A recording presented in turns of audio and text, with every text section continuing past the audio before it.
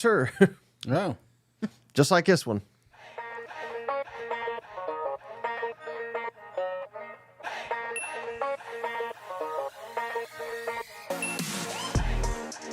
Welcome into another edition of that SEC podcast. I'm your host, Michael Bratton. I go by SEC Mike on Twitter. It's been about 5 minutes since I've seen y'all. And there is the man fresh off probably another trip to a restaurant. Cousin Shane, the big Tennessee over. What's up, brother? Hey, buddy, what's going on? Oh, man. Season is right around the corner, Shane. We are working overtime to provide. We just put up a new episode with Nick Knudsen from Read and Reaction to preview the Florida-Miami game. I just got off the line with Billy Lucci to preview the Texas A&M Notre Dame game. Go check those out. And then we got Steven Lasson, just made his SEC picks. And then Shane shows up, is like, "What, you been doing something today? What the hell's the matter with you?" Yeah, this is like the dumbed down version of that SEC podcast. So, no, I appreciate all the work and effort you boys been putting in, and it's time, man. It is time. College football is upon us.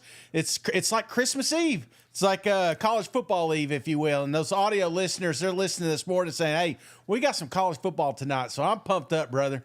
Right. So, yeah, we got picks. Before we get to that, Shane, of course, we always got to give a shout out to the primary sponsor of this show, MyBookie. Head on over to MyBookie, Shane. Put in that promo code, that SEC. They're willing to give our audience an incredible offer, Shane.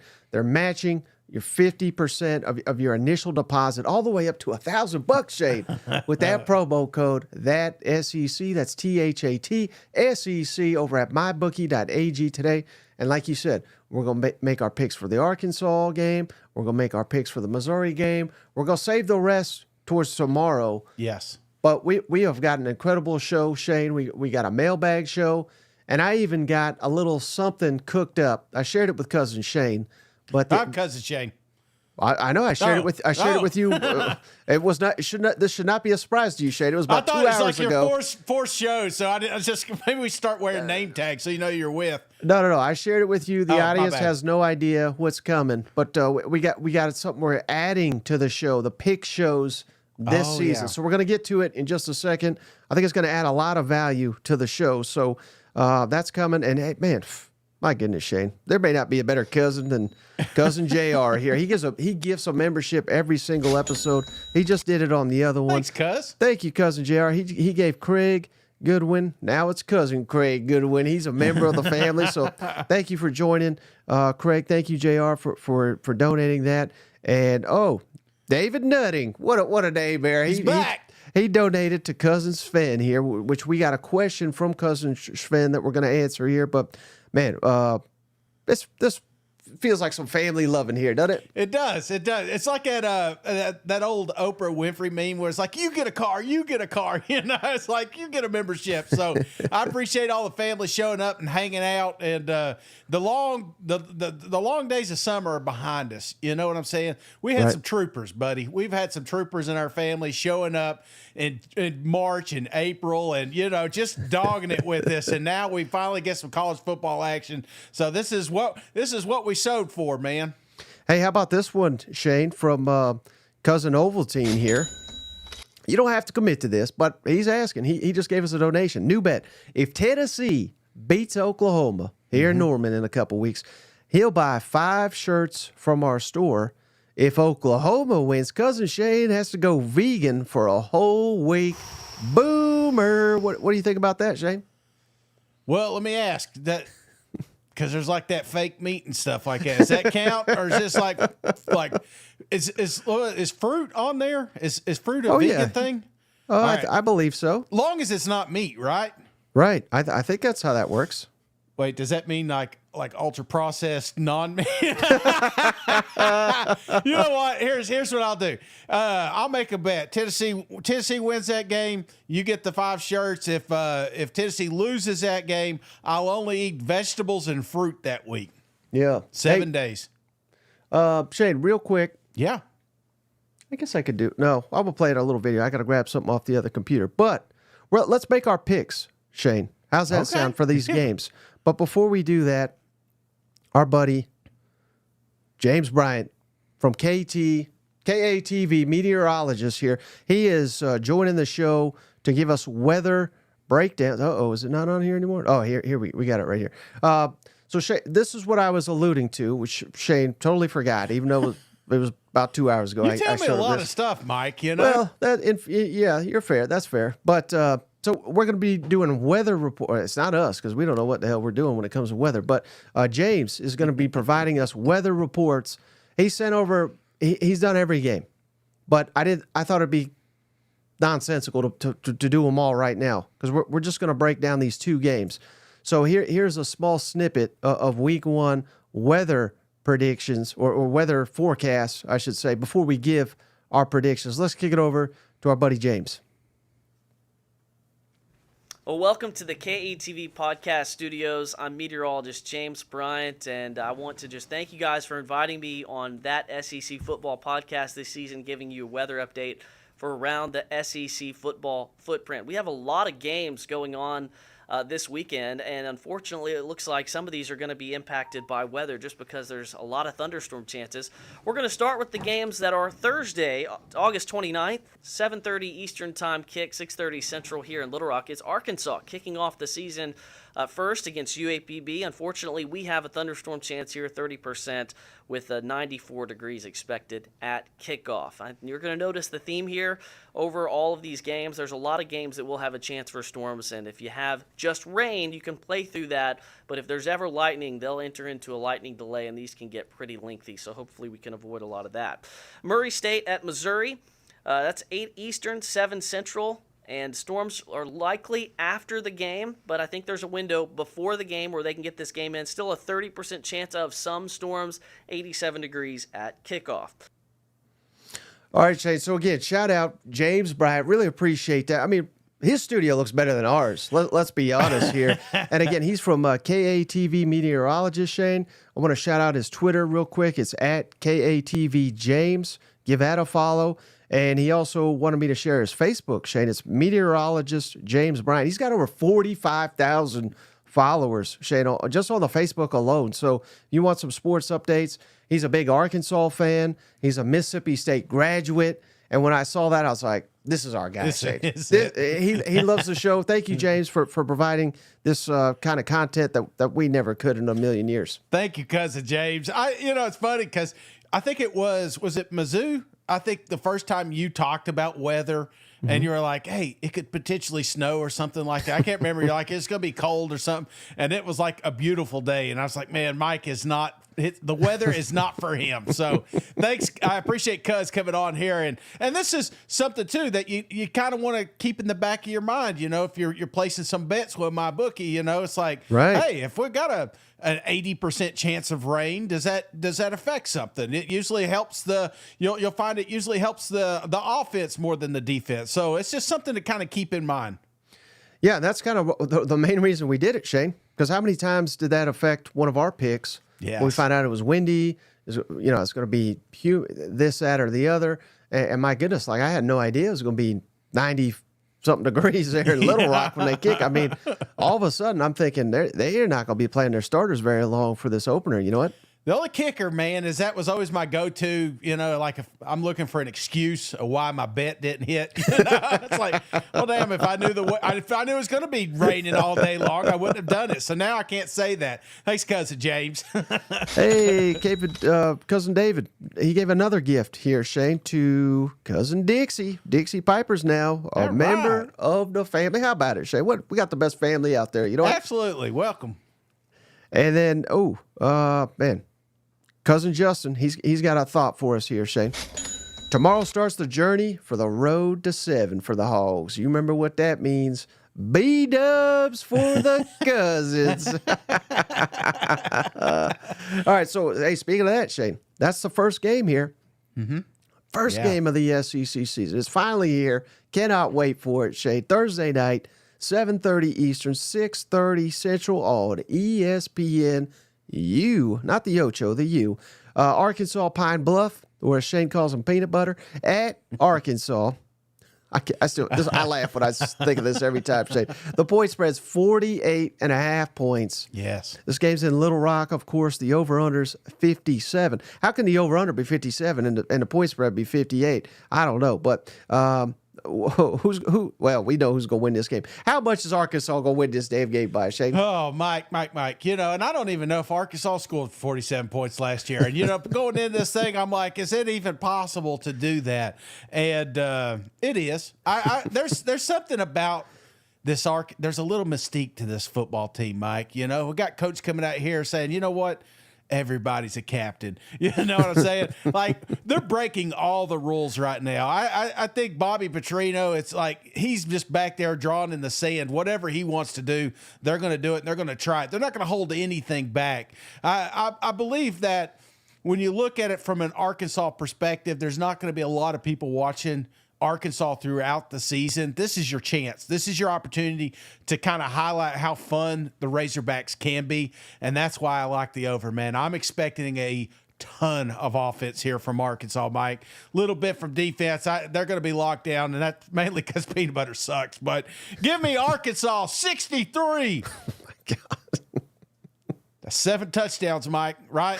9 touchdowns. 9 touchdowns. 9 freaking touchdowns. And Arkansas Pine-Bluff 10. Oh, my. 63 to 10. 63. Give me the over, baby. Give me the spread. Yeah.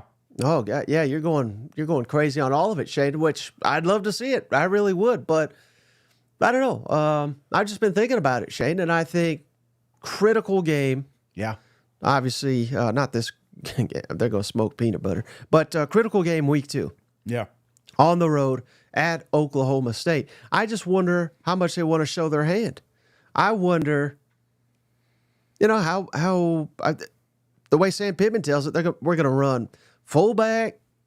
I think we're going to, not that we need to shorten the game here against Pine-Bluff, but I don't know, 63. Good gosh. I mean, that'd be glorious, right? That'd be a way, that's probably the best way for old Bobby Petrino to announce his presence back there in Fayetteville. I know this is in Little Rock, but still, he's beloved there as well. Taylon Green, new quarterback.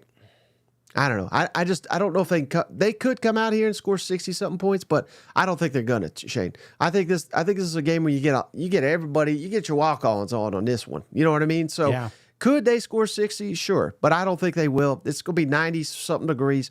Give me Arkansas 45. Pine-Bluff 10. We got the same for Pine-Bluff. So, again, if we left the starters out for 4 quarters, I'd go with your pick. I think we're going to get them out of there in the third quarter, if that makes sense.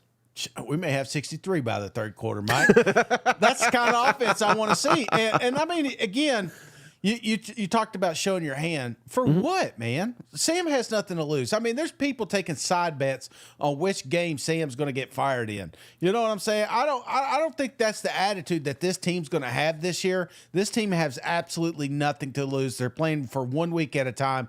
And I feel like when you're talking about depth, there's plenty of depth on that football team, mainly that receiver room. I feel like these are guys that aren't getting respected. Their neighbors are. Everybody's talking about Mizzou's wide receivers and Ole Miss's wide receivers.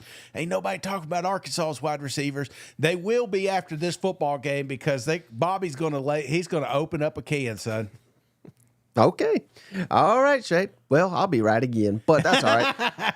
Did you see this? I don't have a clip here, Shay, but old Nick Saban, he said, Mizzou's got the easiest path to Atlanta, and Drink says that's some damn rat poison. Come on now. We got to go to UMass. What are you talking about? I don't even think that's a bold take, do you? Nick Saban saying Mizzou's got the easiest path. We've been saying that for 6 damn months.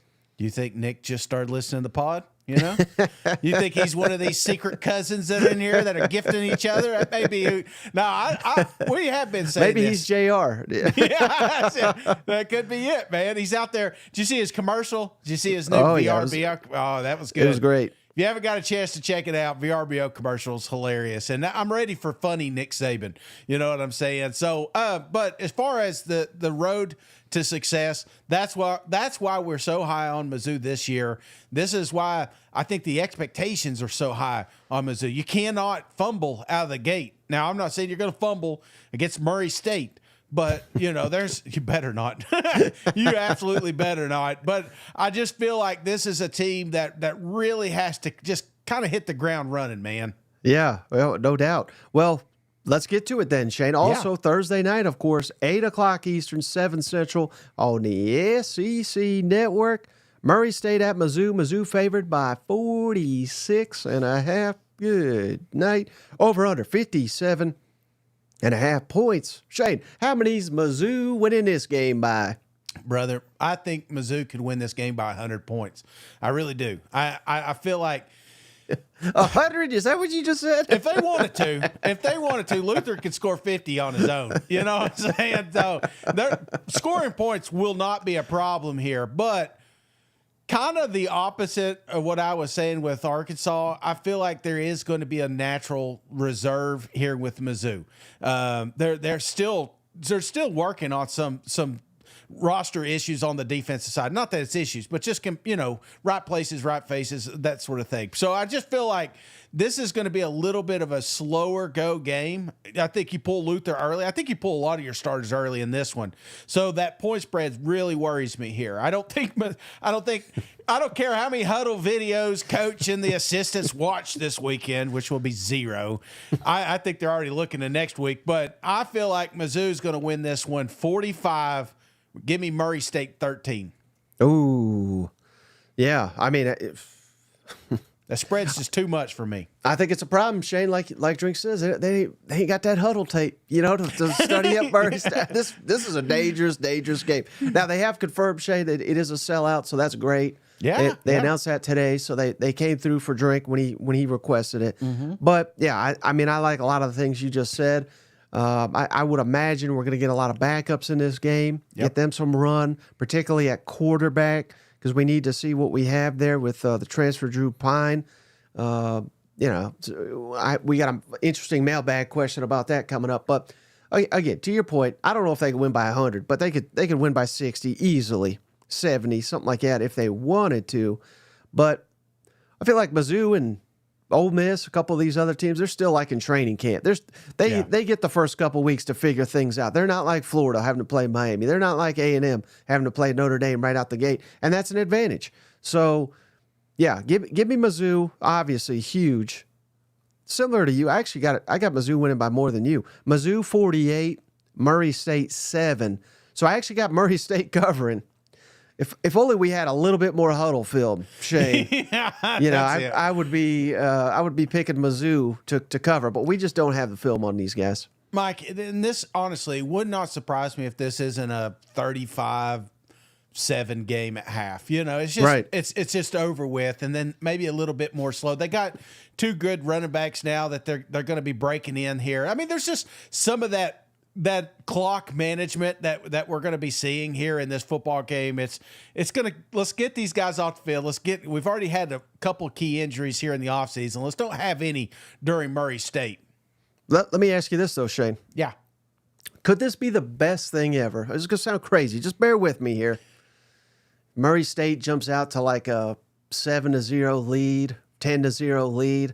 Could that be the best thing ever for Mizzou? And the reason I ask, because all this rat poison that they've had to hear for months, they may show up and just be like, we can crush these jokers. Yeah. Let Murray State jump out to like a 10-0 lead, and then the team gets locked, and they're like, okay, we gotta take this seriously, and then they'll probably win like 48-10 after that. But could that be a good thing? If maybe not even. I mean, that's kind of ridiculous jumping out to a lead like that. But just Murray State come out there and punch them in the mouth, and could that be a good thing for Missouri? I mean, I don't ever want to trail to Murray State. So, who cares? No one's going to remember pull that you trailed. Schedule. Well, I don't know. It just depends on how long you trailed. So, right. Nah, you don't need it right now. Let's do Boston College or something like that. Maybe a Vanderbilt. Murray State, let's just beat the shit out of these boys. They're going to be striped. I mean, there's a lot of things that I like. I've been reading up on them. You know, coaches picked all the uniform. I guess Coach Drink picks out the uniforms of this one. They're going to let the players pick from here on out. Yeah. They're striping the field. They're going to make a spectacle out of this thing because, again, it's a Thursday. There's going to be a lot of people watching this game. Big Mo's going to be hammered on. I've been trying to get, my ticket for the November 9th matchup, but Drink don't want to talk that far ahead. I get it. So let's go out here. Let's put these boys away and let's stay healthy. But I feel like this is going to be kind of a chew the clock type scenario in the second half. Yeah. No, I'm right there with you, Shane. And speaking of chewing. That was the best segue I could come up with. Shane. You got me thinking of our buddies over there at HelloFresh. Again, chew you some free breakfast thanks to HelloFresh by using a promo code FREE SEC today over at HelloFresh. You sign up with that promo code FREE SEC, Shane. They're going to give anybody that signs up a free breakfast item for life as long as you hold your subscription over there at HelloFresh. You can mix and match what meals you want, change it up. If you're like Cousin Shane, you lose a bet, you got to go vegan for a week. HelloFresh can help you out. If you love meat, like me and the rest of real Americans do, you can load it up with nothing but meat. Well, however you want your meals covered, they got you at HelloFresh with that promo code FREE SEC. How's free breakfast sound, Shane? Sounds delicious, man. Absolutely, brother. I'm pumped up. And I wonder if they got any vegan options. I bet they do. I know they do. I may need that for 1 week. Hopefully I won't, but asking for a friend. All right, buddy, you ready to jump into the mailbag? Yeah, let's do it. All right, so this first one, it's a little bit long. I'm not going to read the whole thing, but shout out our good buddy Dustin, a.k.a. Liquid Flames. He shows up to every show here. Yeah. He shot me an email, and basically, point being, remember the other day, Shay, we were talking about Oklahoma landed a commitment 5-star offensive tackle. Yeah. How much does this matter? He's asking. And he's not calling out the kid. He's not calling out Oklahoma. But, with the portal, with NIL, how much does this really matter anymore? And does it matter? Because who knows, man? I mean, just this guy, for example, he's saying, well, he'll be a true freshman next season. Yeah. Will he even make a big impact? If he's like Josiah Thompson over there at South Carolina, could be he is their starting left tackle right away as a true freshman. But I highlighted that on the last episode because that is such an outlier. Mm-hmm. But again, what's your thoughts on all that? And this is the main reason I question what Hugh Freeze and company are doing, where they're loading up on this freshman class this year. Yeah. They're trying to kill it in recruiting now so that next season they'll have a bunch of good freshmen. And that sounds great. That's how college football worked for 100 years. But I'm just not so certain that is your main path to success anymore. What's your thoughts on that? Yeah, you may be right. And the reason you may be right is because I don't think a lot of these kids that are potential starters at an SEC program, especially on the line of scrimmage, they're not thinking 4 or 5 years. And, when you're talking about the golden years, when you could sit on the bench for 2 to 3 seasons and beef up and get ready to get your opportunity in line, it's kind of tough to do because if you're not hitting the ground running or you're not getting those NIL contracts that you thought you were, they're looking for other opportunities. So I don't know. I'm kind of torn here. I think that there's going to be some that it benefits and some that it just won't matter. They're there for the long haul anyway. But if you get some of these 3-year guys that are looking for short term and they're ready to, launch to the NFL, if that window closes and you got a guy in front of you that potentially could be there for another 2 seasons, well, then you're looking elsewhere. Just like Ginger Ninja here, he's a Mizzou fan. He says he's just going to transfer to Mizzou in a year anyways. Yeah, that's the slippery slope. That's what you got to watch these days. Now that may change later. That there's all these you hear the whispers of NIL and contracts and things like that. Right. That may change in the future, but 2024, that's the problem. That's the thing. You got to keep recruiting the guy that's on your roster, and and if you promise the kid playing time, and then he's not getting that playing time, he's going to find playing time. Right, or his position coach changes, or his coordinator changes, or God forbid the head coach changes. Yeah. Then who knows? You know what I mean? So there's just so many factors. it's just harder and harder for me to care about recruiting. Now, I do like to shout out when it's a 5-star, when it's like a top 20 player in the country, because those are your potentially your future cornerstones of your program, future NFL players. I think it's worth giving a shout out to those guys, but it's not the same. Right. Even those guys, you just never even know if they're going to show up. And if they do, if they're ever going to make an impact, they could leave in a heartbeat. I remember not so long ago, Mike, National Signing Day was like a holiday. I would take off work just so I could keep up with all the recruits that are signing. It was, and the spectacle, you always had some of these, it seems like you always had one kid throwing a hat, probably a Tennessee because we sucked back then, but you know what I'm saying? Or ripping off, your mom stealing contracts and all that stuff. I kind of miss that, but on the flip side of that coin, you see the transfer portal and how beneficial it could be to some of these schools. So it's ebb and flows, and I know that this system's always changing, but yeah, I think patience is kind of going out the window anymore.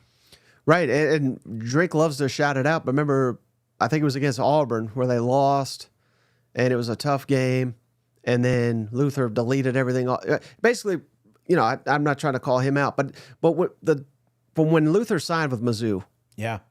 Everybody around the SEC was like, well, when's he going to transfer to Georgia? You know what I mean? Like, that was a talking point. Yeah. Now he's, could be one of the best players in school history. So, but he's an outlier because most of these kids jump and transfer and do all kinds of different things, Yeah, absolutely. Coach may get popped cheating. I watched that Stallions thing. I don't know if you watched that. Was that good? I haven't seen it yet. I've been busy working on this show here.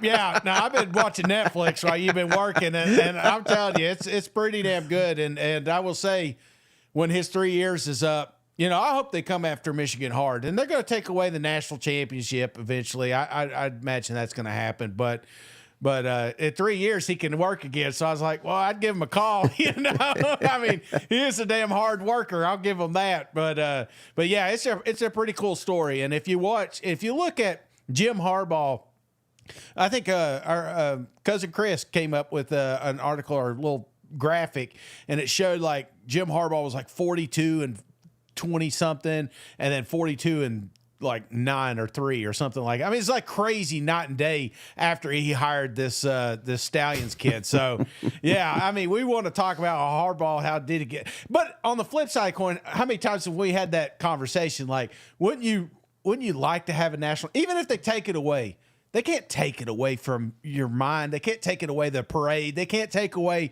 the fact that you were there and you got to see him hold the national championship trophy. NCAA may do their thing, but would you? Let me ask you that, Mike. If you could win a natty this year, but you knew it was going to get took away from you in 5 years, would you still want the natty, or would you just want to be like a 10-win ball club for a few seasons? Well, first of all, let me just say I love you asking the questions during the mailbag. Yeah. You're mailbagging me, but hell yeah, sign me up, Shay. Yeah. You can ban me for 10 years if I get that one championship trophy, because as you always love to say, and I agree 100%, I remember it, and that's all that matters. You know what? Absolutely. Maybe somebody made that deal in 98, but I thought it was like a 20-year deal. I didn't know it was like going to keep dragging on, After a while, it's like, I'm only going to live so long eating these pancakes, man. All right, how about this one from cousin Sven? Shade, he shows up for every show. Appreciate you. Does. Big Mississippi State guy. Who has a better chance to win a national championship? Alabama, always in the running. Mm-hmm. Mizzou, though, that's a popular one. Or them Ole Miss Rebels.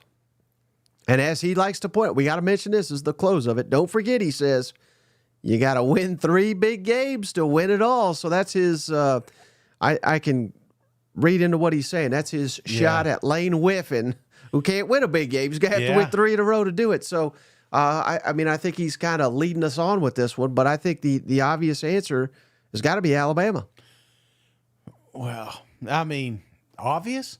I think so. Yeah, maybe. Maybe if they got into the race, like if these 3 teams were in the playoffs at this point, which one? I just feel like Bama has the toughest road to get in there. I think Ole Miss and Mizzou more likely to make the playoffs than Alabama.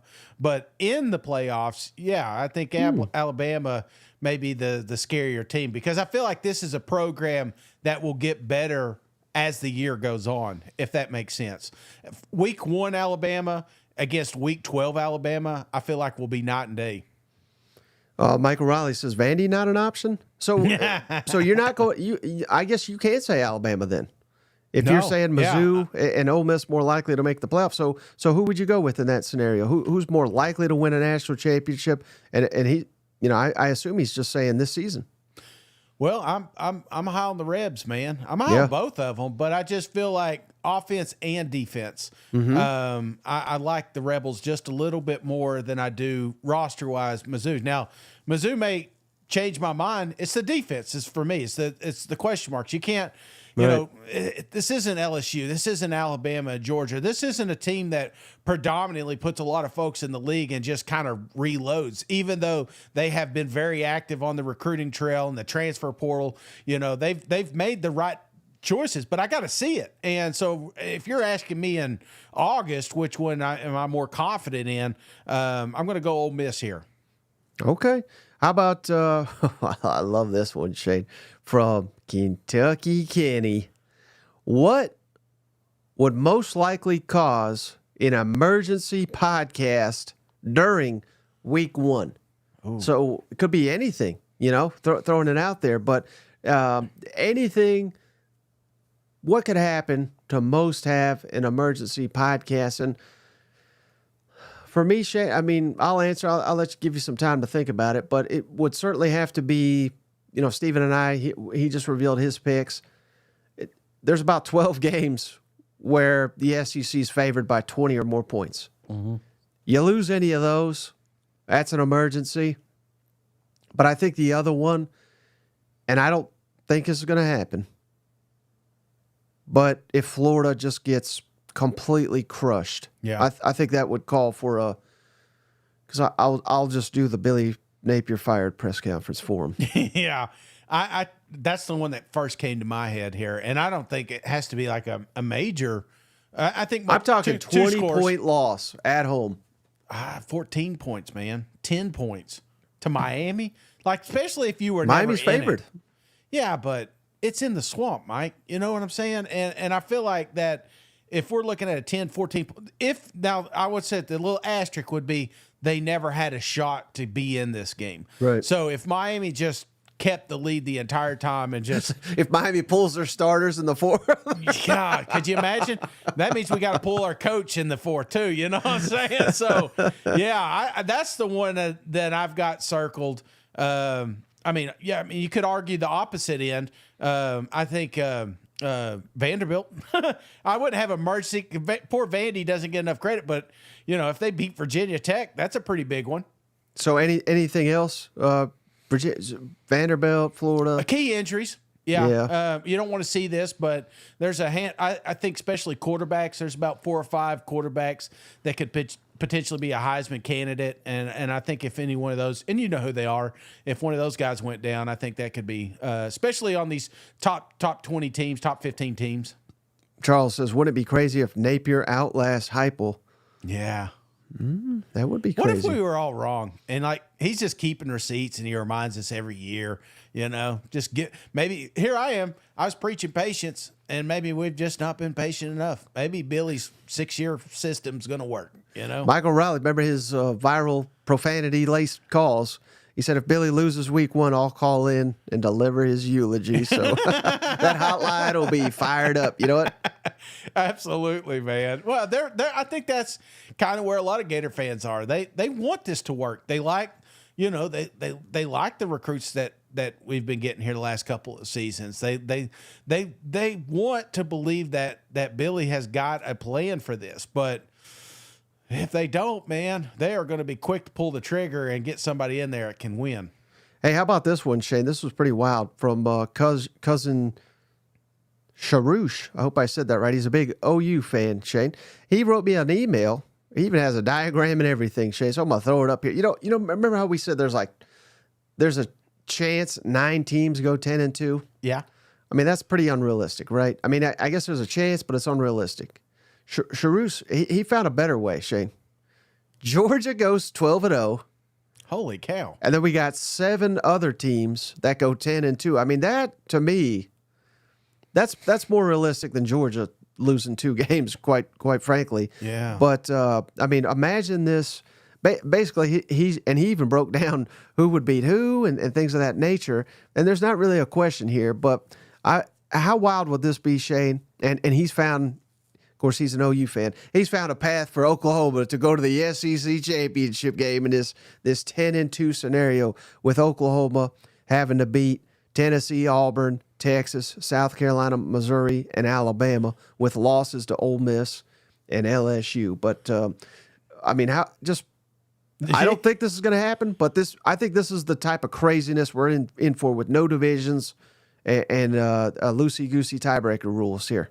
Man, this guy needs to do my taxes. You know what I'm saying?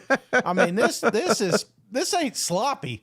This, for the listeners, this is not just pen to paper. This is like an Excel program. We got tiebreakers, winning conference percentages. I mean, it's got all this. You need to tweet this out there, Mike. This did a lot of work. I appreciate Cuz taking that time. Let me ask you this, Mike. If that were to happen, let's just say hypothetically this scenario plays out. We've got 8 teams with 10+ wins. Yeah, and I should say real quick, here's the 7 that he's got at 10-2. Oklahoma, Alabama, LSU, Texas A&M, Missouri, Ole Miss, and Texas, and all of those with a 6-2 conference record. I mean, none of this is that far-fetched. You know what I mean? It's not like he's got, no disrespect, but it's not like he's got Vanderbilt up there. It's not like he's got South Carolina going 10-2. I mean, these are the teams that are kind of pegged to be there. Yeah. And I'm looking at the top where he's got the games each team would have to win, and each one that I'm not seeing a lot of terrible, upsets or anything like that. It's just every team that he's got penciled in as losses are currently top 25 teams. right. You know what I'm saying? So you're right. There's no, I mean, is this more likely to happen, or that tiebreaker where we got to draw names out of the hat? Which one is more likely? I mean, this is definitely happening. It may not happen this year, but it's going to happen here soon, where we're going to have multiple teams with just 2 losses. We got to go back to divisions. If they ain't going to give us 9 games and let us play everybody, then it's so foolish to not have divisions. You know what? Wow. Man, appreciate that effort. I don't even know if that's true. He may be lying. I don't even know if those teams are playing each other. You know what I'm saying? Now that I think about it. Well, you know what? What is it, a lie, Shade? And I can't believe this is even true. Yeah. But Manscaped is giving our audience 20% off and free shipping with that promo code, that SEC, on the Lawnmower 5.0 and the Beard Hedger. That's where I get this beard. And that's where Shane gets his, not a beard, but his bald head up there. Yeah. Thanks to the Lawnmower 5.0 over there at Manscaped. Again, 20% off your entire order. Free shipping, Shane, with that promo code, that SEC. That's THAT SEC for 20% off and free shipping. You can't beat it. You can't beat it. Can't beat it with a wooden spoon. Now, I'm telling you, I like it. I'd like it. I bought it myself, and and they sent me a new one. I told you that I still got the other one from 3 years ago. I mean, this is a solid product. This thing does not go out. So you buy it once, and then you're set. Well, you know who doesn't like Manscaped, Shane? And that's Dabo. So I know you're going to like this question from cousin Alex Wood. With the Bulldogs fully on the horizon, word is Dabo's gone full communist and is engaging in propaganda only. He's stopping the live calls. That's why Shane had do not call in his last one. All because cousin Shane from Cracker Barrel had a question. What was that question going to be, Shane? What was the question you were going to ask Dabo before he gets his ass beat by Georgia on Saturday? What was I going to ask him? Yeah, because he's claiming that you are the one. You called into the Dabo show, and they said, all right, we got to do no more of these calls. What if you were able to get through to Dabo, what was that question you were going to ask him? How's the non-transfer portal working for you?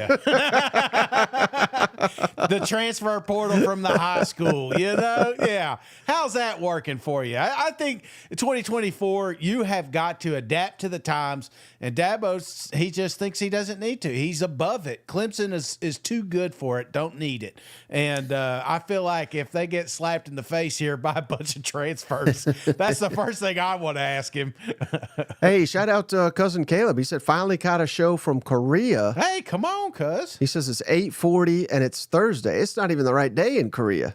Yeah, it's football. It's football game time, man. I love that. All right, how about this one, Shane? From Cousin Philip, Big Aggie. Great guy. I got to meet him in person when I'm sorry, that was Cousin Kyle. Cousin Philip, the longtime listener. Big fan. Do you guys already hate the obnoxious Longhorn fans? What I think everybody knows where I'm at with that.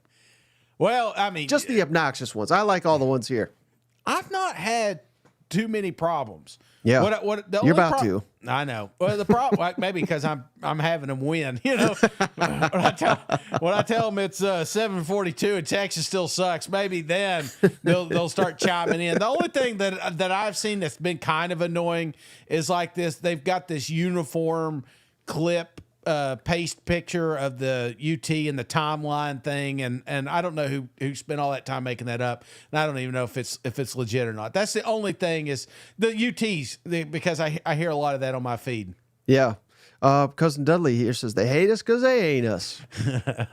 Hey, well, I'm starting to see more of it, but that's why we love it. I mean, Texas isn't excluded from this. Right. You think you guys are giving a hard time. We've been ribbing Bama, even though they've been kicking our ass for a long time, forever. We've been doing this with Georgia. We've been doing this now that Florida's down. So, everybody, we love to throw punches at everybody. And the only thing that matters, Shane, and there's no debate. I don't care how biased anyone is. The SEC got a hell of a lot better with Oklahoma and Texas coming in. And that bottom line, that's all that matters to me. That's right, man. That's right. We expanded. I mean, if you were to go out and pick two, that's the two I wanted. You know what I'm saying? I didn't want to go over there and get USC. I don't want Maryland. I don't want, all these other Rutgers and all this crap out here, I want two legit programs that are good at all sports, not just one sport. So I'm excited about what the future of the SEC looks like. And I'm not big on expansion beyond this. I feel like we've got a strong core here. We're going to have teams that are going to be constantly winning national championships, teams that are going to be constantly putting kids in the league. Yeah. So, I'm good where we're at. But if you were to expand, I think Texas and Oklahoma is the one that we wanted. How about this? Speaking of expansion teams here, Shane, Sooner Jets, what a name here. How many hours of tape did Drinkwitz watch of those high school ghosts calling plays for Murray State? How about you think they watched of that? 0 minutes, Mike. 0 minutes. All right, how about this one from Cousin Ryan Hogan? How likely is it that the SEC champion will enter the playoff with 2 losses? Could you see how likely is that? The 2-loss SEC champion going into the college football playoff. That's going to be tough for me to envision, Shane, because then you already have 2 losses going into the SEC championship. Yeah. Again, that doesn't mean it can happen, but maybe it's not that I don't know, because I don't see any of them going undefeated, but I really think it'll be 2 1-loss teams. Yeah, in the SEC championship. I think most likely it's either going to be 2 1-loss, maybe 1 undefeated, 1 1-loss type situation. Right. But getting 2 losses or maybe just 1 2-loss in, that would require other teams to have 2 losses. And we saw that chart. It's possible, clearly, to do that. So I'm not saying impossible, but most likely, I think you're right. I think it's either going to be a 1-loss team or an undefeated team. And I think it could only be one team, Shane. Tell me if I'm wrong. I think it would have to be Georgia. To have 2 losses? And still win the SEC. Because I don't know how many of these other teams, first of all, would make it with 2 losses. And second of all, would be good enough to win it with 2 losses. And again, because, let's throw out like Ole Miss, right? Yeah. If you got 2 losses, one's probably Georgia. Yeah. And another one's probably LSU, something like that. So if you got 2 losses, then LSU or Georgia's got to have more than 2 losses just for you to get in there. Yeah. You see what I'm saying? Whereas Georgia, at Bama, at Texas, I mean, you could get some losses here, but I think that by winning the rest, you're eliminating some top competition, like at Ole Miss. Yeah. If that makes sense. So just in my crazy roundabout way here, like Mizzou, if you lose 2 games, I don't see you making the SEC championship, if that makes sense. I'm going to disagree with you just a little bit here. Okay. I think I like Alabama. We've kind of danced around these guys, but the reason is you got Georgia early. Yeah. Maybe you catch an early Tennessee loss there, October 19th. And then you just catch fire. Yeah, you got Mizzou, you got LSU, Oklahoma, Auburn. I mean, you're going to have plenty of SEC games to get under your belt. And again, I feel like Alabama is a team that will be better by November 30th than they were August 31st. So maybe a team like Bama, but again, we're guessing at this point. Hey, how about this question? A great question, though. Whoops, I just made it go away. From Tyler Siskey. He's got an outstanding show. Shane the other day was telling me, man, I keep seeing all these clips from Tyler Siskey. Fantastic, we got to get him on the show. Yeah. How likely is it that teams rest players for championship games like the SEC championship if they know they're already in the playoffs? And that's a great question, and I think that's a reality.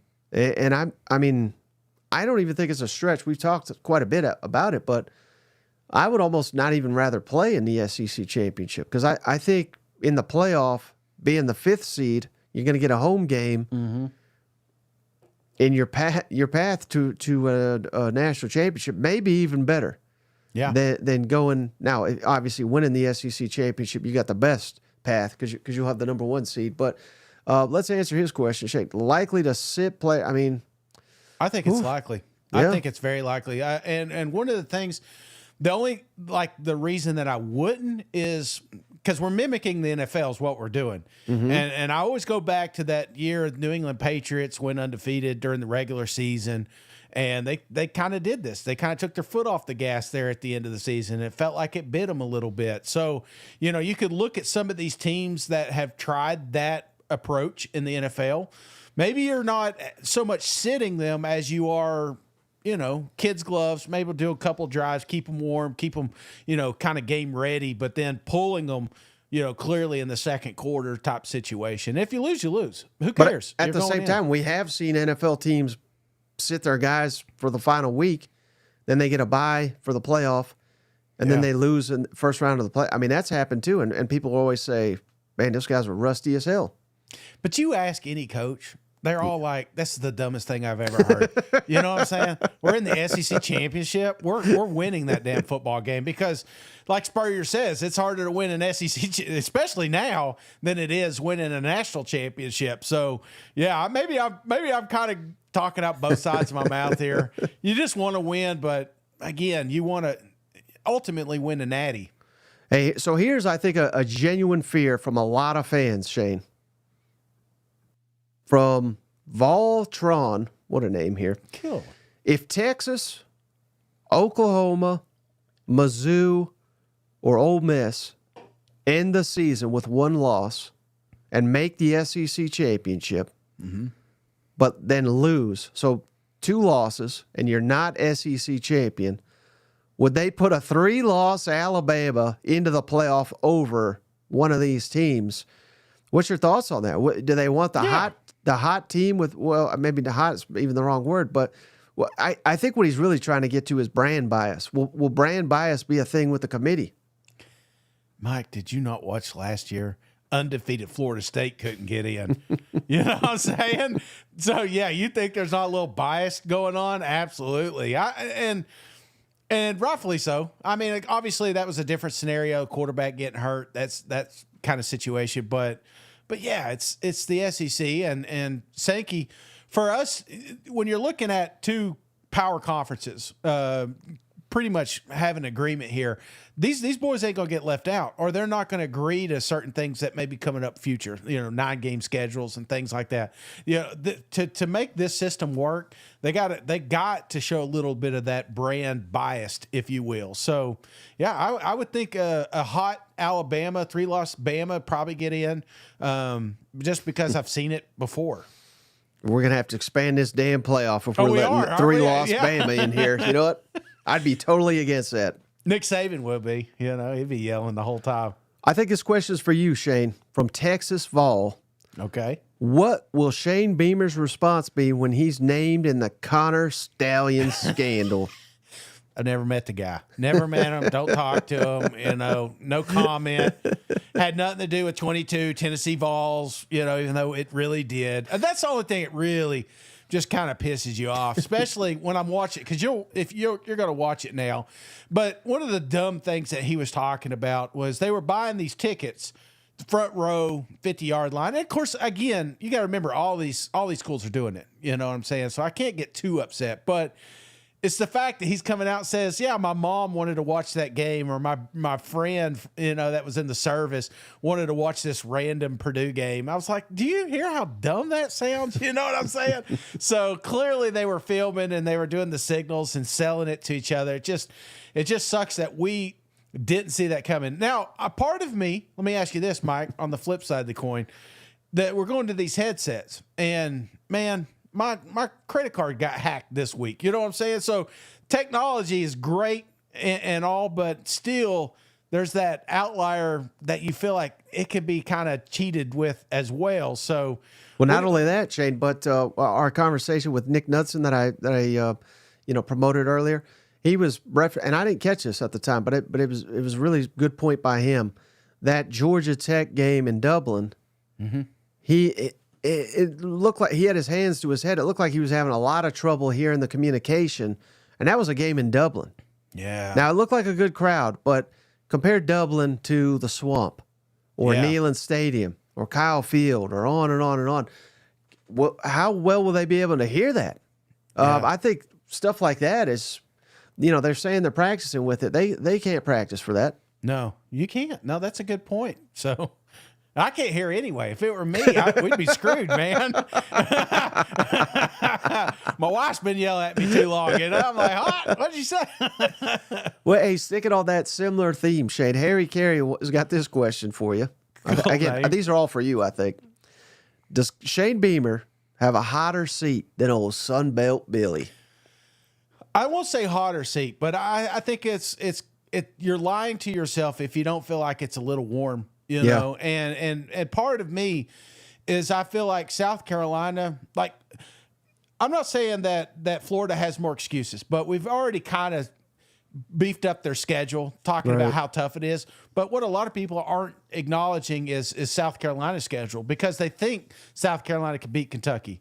They think South Carolina can beat A&M. They think South Carolina is going to beat Vanderbilt and maybe Clemson, make that a competitive football game because they're having a down year. What if Clemson has a bad year? What if they're like a 6-5 or team when they come in there and then they still beat you?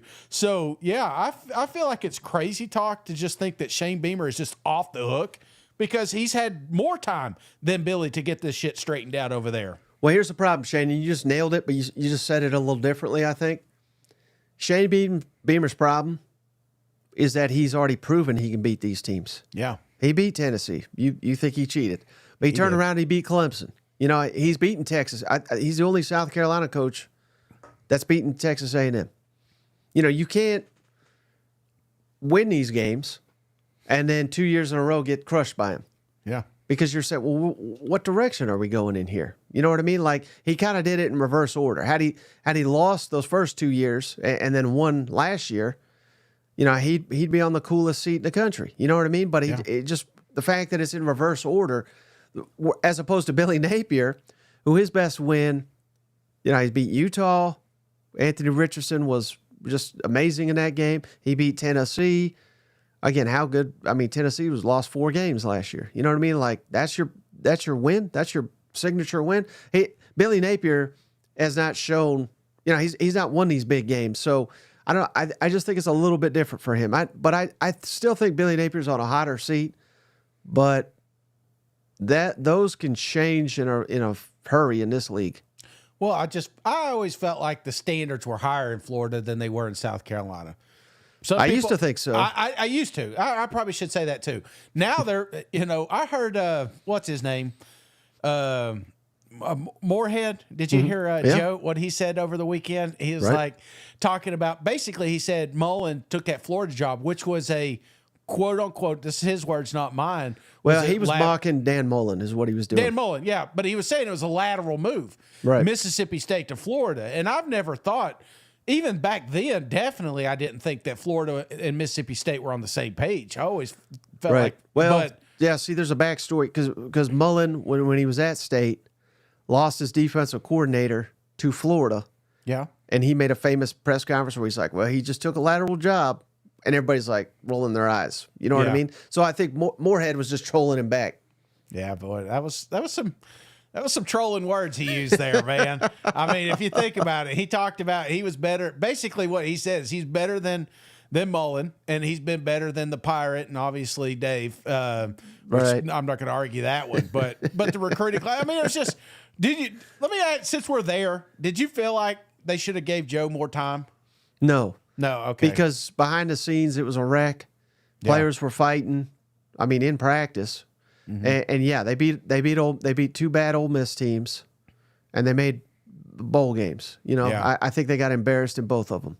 The standard that was the best Mississippi. He had a team, Shane. They had 5 draft picks, all on that defense. They could have won that division that year, and they didn't come damn close. They went 8-5. Yeah. Jay, how about this one, Shane, from Carl Judkins? 10-2 SEC championship at Georgia with losses to Georgia, Bama, and lose again to Georgia, so 10-3. Would that make the playoff? And I think he's asking for his team, which is your team, Shane, Tennessee. It'd be tough. I think it'd be tough. Again, he's not specifically asking about Tennessee, but it makes the most sense there, right? Because he's saying lose to Bama, lose to Georgia, make the SEC championship against Georgia, lose, so 10-3. Would they make the college football playoff? I don't know how much they're going to dock you for losing to Georgia, particularly if Georgia's number 1. So I would tend to think yes, but I don't know how safe they'd be. I think Tennessee should have a 10-win rule, 10 you're in, you know what I'm saying? So, yeah, I'm right there with you. The only thing I would argue is style points, and I know nobody wants to admit that, but if Georgia just steamrolls us again, we're talking within 3 weeks of each other, then all of a sudden you're like, well, I mean, maybe we go with this other 10-win team or something like that. But I'm always a firm believer 10 wins get you in. Yeah. All right, final one here, Shane, from cousin Trey Tucker. He always asks fantastic questions here, and there's always 2-parters, and one involves food. Yes, first food question. But before we get to the food one, Shane, how would you guys rank the top 6 SEC teams if they lost their quarterback for the season? Jeez. For any reason here. So again, I went a little bit further than 6. Shane, you could debate my list if you want here, but I got I think I got 7 here, and I got the list of the backups. All right, so Georgia, Gunnar Stockton, Alabama, Ty Simpson, Ole Miss, Walker Howard, Texas, Arch Manning, Mizzou, Drew Pine, Tennessee, Gaston Moore, and LSU, Ricky Collins. What would we think of each of these teams if that's our starting quarterback, for the key stretch here? Let's just say the back half of the season. You tell me if you disagree, Shane. LSU's done. Tennessee's done. Mizzou's done. I hate to say it, but no, I think the rest have a fighting shot. Georgia, Bama, Ole Miss, and Texas. Yeah, no, that wasn't as hard as I thought it was going to be, Mike. Because now, let's do them in order. Those 4 in order, from most confident to least confident. Would you go Georgia first? Georgia, and the reason I say that is because of the team around the quarterback. Well, of course. That's why I went there. Probably number 2, I would say Ole Miss. Not hell, I've spoken very highly of Jackson Dart. It's not a shot at him, but we all know Kiffin is masterful at play calling and getting his quarterbacks comfortable. Walker Howard's been there for multiple years now. So I think he would find a good deal of success there. God, you hate Texas, huh? Well, next I was going to say Arch Manning, but again, I'm trying not to get up. I don't get into the hype with a lot of these guys. I got to see it. And yeah, he's kicked ass in a spring game. But hey, they made my list. I mean, I think they'd be fine-ish. You know what I mean? There'd be a drop off, but just because you'd go from one guy with multiple years of experience to one guy with no years of experience. There may even be a step up. I don't know. Nah, man, just trying to create a little controversy. Why can't we do that? I thought that's the only thing I would change. I'd have Texas at 2, Ole Miss at 3, and then Bama at 4. Bama 4, and that's just we haven't seen anything from Ty Simpson. He was a touted recruit, but I really think that it was just such a disaster last year with their offensive coaching staff. So what little we saw of Ty Simpson, it was not very good, but I've heard good things. And with Kayla DeBoer and company there, I got a lot more confidence in Alabama's offense and their quarterbacks these days. Yeah. So, all right, here's this food question, Shay. Just what you were waiting for. Best burger chain and non-chain burger that you've had? Best chain burger is Pal's. A lot of folks don't have that. If you're ever in Tennessee, definitely want to check that out. That is, I think they originated from Johnson City, Tennessee. I act like I don't know. I know the whole history of this family. It is fantastic. So get you a Pal's burger, and then I would say like non-chain burger. Oh, buddy, I don't know if there is a. I'm trying to think. You go on. You got a non-chain burger? I mean. Are we talking like just? I'm trying to think. Like it's really hard to mess up a burger, right? Yeah, that's kind of where I'm at. How about he also says best fries? Where would you go? Who's got the best fries? Well, see, this is where people think I'm communist, but I like waffle fries at Chick-fil-A. Do you? It's, absolutely with the I Polynesian never order them. sauce. I don't like them at all. Well, and I like Chick-fil-A a lot, but yeah. I don't like their fries. Well, I'm a big guy, Mike, and you take my advice. It's good, and with a little Polynesian sauce, I won't tell you where to hike or anything, but I'll tell you which fry to eat. But I'm kind of torn on the non-burger. I always, because we're talking chains, and that ruins a lot of them. So really, gas stations. There's a place down the street here, which I think is a fantastic spot, Burger Barn, but you ain't gonna drive all the way here for it, and I wouldn't want you to, because you're like, I could have grilled out a burger. So I really, when in doubt, I'll go burger on the menu. Right, and here's a pro tip, Shane, that I just discovered. It's probably nothing new to most people, but you familiar with an air fryer? Am I familiar with an air fryer, Mike?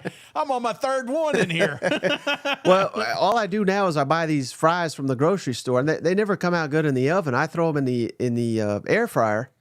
Man, I'm telling you, we're eating some good fries over here at my house. Brother, I'm telling you, that's a game changer. And I always thought it was just like, I was one of those at first. It's like, you got an oven. It's the same thing. It's not the same thing. I've got a Ninja, not a sponsor of the pod, should be. But I'm telling you, brother, if I've got leftover anything, it goes in the air fryer. One of the surprise hits for me is pizza. A lot of times, like, we've got this really nice pizza joint, but it's terrible heating up in a microwave. And the oven's okay, but it takes so long. You throw that thing in the air fryer for about 7 minutes. The slices come out crispy. I mean, it's like I'm back in the restaurant, So, yeah, the air fryer, I'm all about it. Well, I just love the fact you perked up when we started talking air fryers and fries and burgers and all this. Oh, man, I got it, man. I got trouble the other day. My daughter, she bought them Dino Nuggies, which I know you're looking, Shane. You don't need to be eating. You didn't get the Nuggies. Razorback ones? No, I haven't got them yet. So I've been training on these guys, and they're very, very good, especially in an air fryer. It's a game changer. Pizza rolls. Come on now. All right, brother. Well, hey, I guess that's all we got. Did you hear the beep or something? My food's ready. I heard it in the background there. But so the next episode, Shane, have we? I don't know if we figured out a time yet. 6:30. 6:30. Okay, because we don't want to run into the other games here. But we got football, Shane, SEC football to watch. tomorrow, and then we're going to be making our picks for the full slate of the weekend with a full weather report. So we got the rest of the weather report too. So yes, man, we are doing everything we can to make this show better and better. And just want to say thanks again. We say it all the time, but I don't think we say it enough, Shane. Thanks to all the cousins out there, all the supporters of this show, because without you guys, there is no show, and you help get us through this long, horrible off season. It's a glorious time of the year. College football's back. I can't wait for it. Oh, you could put those lists away, Mike. We don't need them anymore. Yeah, so be on tomorrow early, 6:30. We're gonna drink some cold beer. We're gonna talk a little college football action, and immediately after, we're gonna watch our first SEC football game. Yeah, it's going to be great. Well, Shane, I appreciate you, as always. I appreciate each and every one of you. We'll catch you on the next one. All right, see you guys. Go Vols.